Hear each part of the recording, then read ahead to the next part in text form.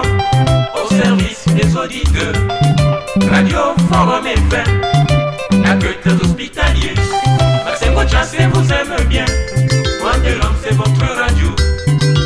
Soyez à l'écoute aux émissions de Droits de l'homme. Soyez les bienvenus. Pourquoi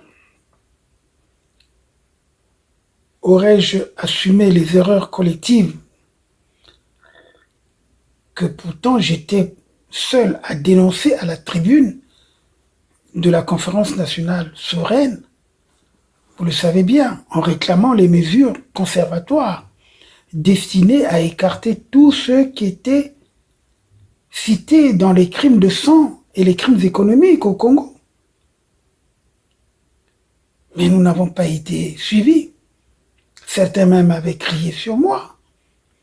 J'ai dénoncé également l'escroquerie donc politique de la conférence nationale souveraine.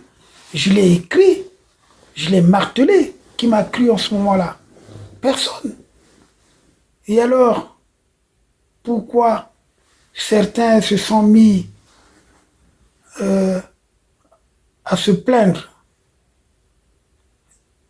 et en exigeant que je fasse mon mea culpa pour avoir rejoint en démocrate la majorité qui avait appuyé Sassou Nguesso, défenseur de la Constitution et de la démocratie, comme je l'ai démontré tout à l'heure?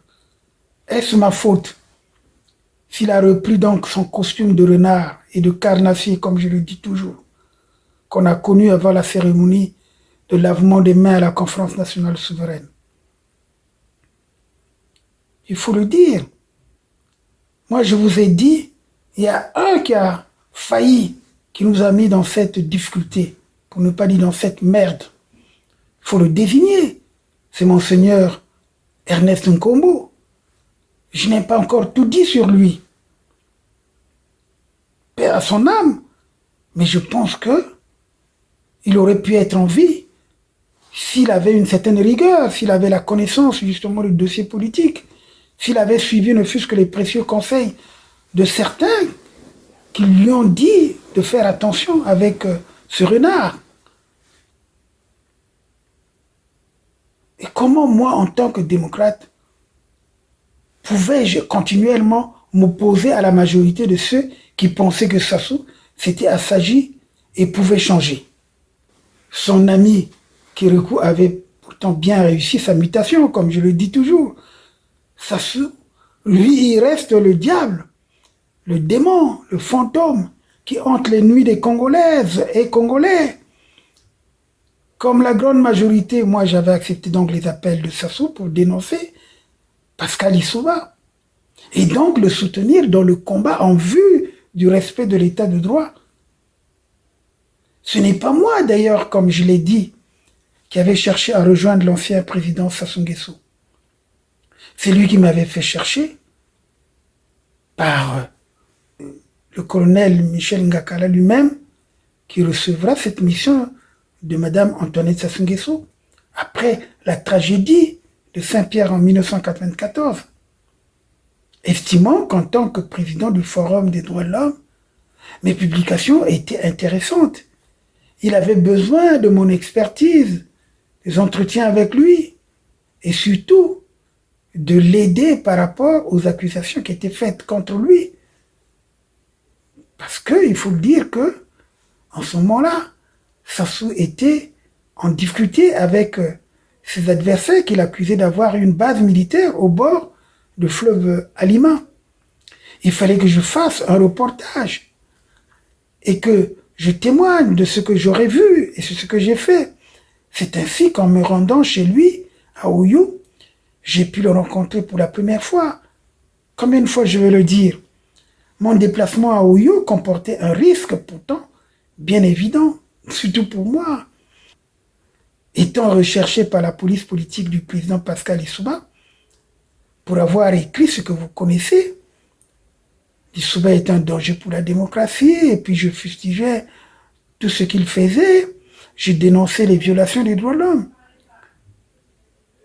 Et lorsque je me suis rendu à Ouyou, vous savez bien, j'ai dû passer par les points de contrôle importants. Et le plus risqué de ces points était celui d'avant le pont de Lankeni, à l'entrée de Gomboma. Parce que là, on nous avait descendu du car. Et il fallait bien nous filtrer. On regardait les papiers d'identité avant de remonter dans le car. En tout cas, les agents de la force publique n'ont rien vu. J'avais toujours mon chapelet comme d'habitude. Et même si une voix m'avait dit sois calme, ne t'inquiète pas, tout se passera bien. Et je faisais ma prière. Donc j'étais rassuré. En effet, donc lorsque je suis passé, et après la fouille, je suis remonté dans le véhicule, après donc cette fouille minutieuse, avec carte d'identité à l'appui, on n'a pas su si c'était moi ou pas. Donc chaque individu contrôlé devait être décoiffé et décliner son état civil avant de remonter dans le bus Toyota Coaster à destination de Wando et via Oyo.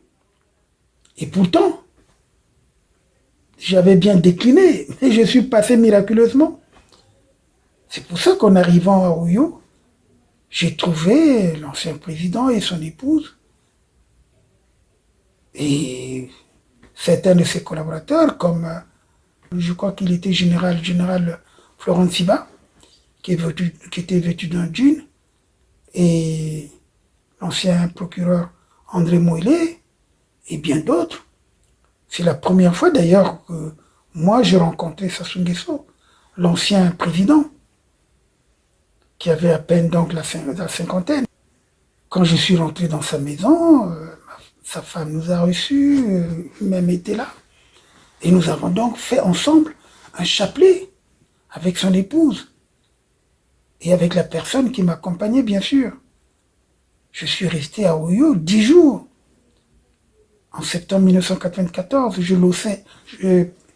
logeais à l'hôtel Bel Air où j'ai rencontré un homme très rigoureux et bienveillant qui s'était présenté à moi à l'époque. Donc, c'était le commandant Blaise Adoua. C'est ce jour-là que j'avais connu, cette période, c'est ce moment-là que j'avais connu Blaise Adoua. Le pouvoir de l'Issouba, étant au courant de mon séjour à Oyo, les barrages filtrants étaient renforcés afin de m'appréhender au retour. Peine perdue. Grâce à Pierre Auba, je ne cesse de le dire.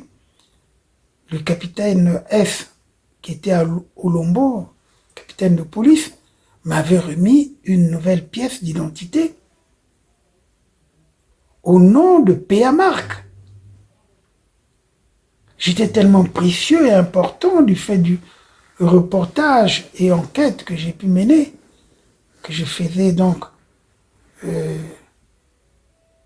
je venais de faire sur la prétendue base MiG à Oyo, que les hommes de Sassou m'ont donc fait changer 3 fois de véhicule entre Oyo et Brazzaville. En tout cas, le dernier relais était assuré par le colonel Iloba Kima, qui était lui-même de la police, venu me récupérer vers le pont de la Lifini, accompagné d'un célèbre journaliste de Radio-Télé Congo du nom de Nginda Nginda. Alors nous étions donc dans un véhicule de la police politique pour passer inaperçus. Ainsi donc les services secrets de Pascal Issouba. Ils ne m'ont pas vu, donc j'ai pu échapper à leur contrôle. C'est ainsi que j'ai pu atteindre Brazzaville sans difficulté. Voilà mon récit. Et là, la suite, je vous en parlerai, puisqu'il faudrait que je vous en parle. C'est une occasion, parce que je vous ai dit, tout ça, je l'ai consigné dans mon ouvrage, que je vous présente toujours, parce que je recommande à tout le monde. Moi, j'ai déjà écrit. Il y a beaucoup de gens qui me demandent, maître, telle information, telle information.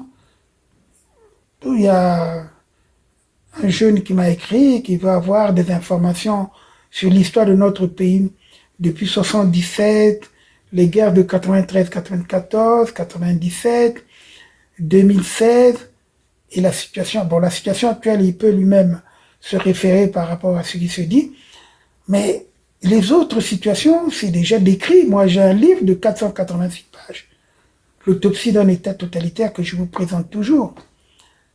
Donc, il vaut mieux vous procurer cet ouvrage parce que vous aurez tout. Ce que je vous dis là, c'est déjà consigné, c'est déjà dit, je ne change rien.